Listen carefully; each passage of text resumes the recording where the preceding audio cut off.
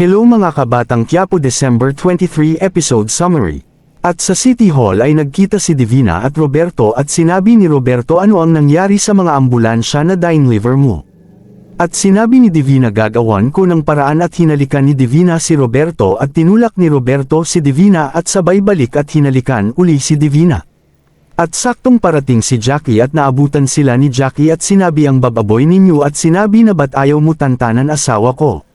Sawa ka na ba kay Brando at sinabi ni Divina ikaw ang galing mo nagtrabaho ko lang naman sa bar dati kaya kayo maman pokpok.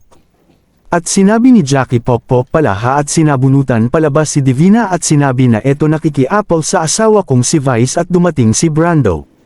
At sinabi ni Jackie na yang asawa mo nakikipaghalikan sa asawa ko at sinapak ni Brando si Roberto at bumawi ito ng sapak at tinamaan din si Brando at nagkatutukan na ang tauhan ng mga Guerrero at Mondragon at sinabi ni Roberto kay Brando na umalis na kayo. Baka makalimutan kung kilala kita at tablahin kita at umalis na sila Brando at mga kasama nito. At sa City Hall sa room ni Roberto ay sinabi ni Miguelito what the hell nakipaghalikan ka kay Divina at sinabi ni Roberto na hindi totoo yan. At sinabi ni Roberto kayong dalawa puro mali ang ginagawa ninyo ako lang naman ang kumikilos sa lahat ng problema na iniiwan ninyo.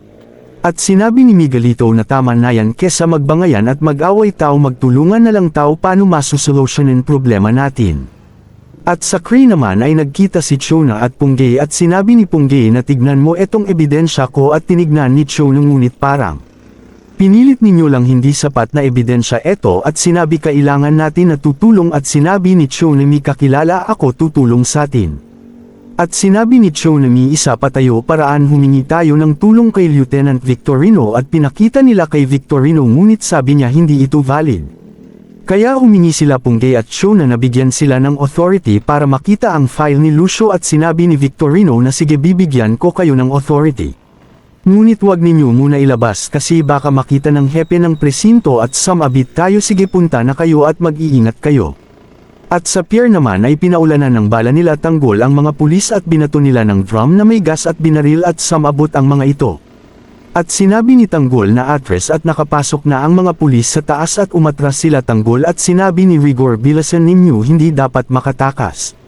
Sila Tanggol at si Lucio naman ay nakakawala dahil nasapak niya ang bantay nito at akmang babarilan siya ni Tindeng ay naunahan niya ito at tinamaan si Tindeng sa braso at binitbit ni Roda si Tindeng at nakalayo na si Lucio at nang patakas na sila Ramon at mga kasama ay sinabi ni Ramon na babalikan niya si Tanggol at nakita ni Ramon ang crane at pinaadar niya ito at sumabit si Tanggol sa bakal na may hawakan. At pinagbabaril niya ang mga pulis habang nasa taas ito at nang nakababa na siya ay nagkita na ang mga kaibigan nito at sila Ramon at tumakbo palayo. At sumigaw si Rigor na Tanggol at pinagbabaril ni Rigor sila Tanggol at tinamaan si Franco bagsak at sumunod si Don Julio at galit na galit si Tanggol. At Ramon at mga kasamahan nito at pinagbabaril sila Rigor at ang mga kapulisan. Salamat sa panunood, like and share para sa update. Salamat.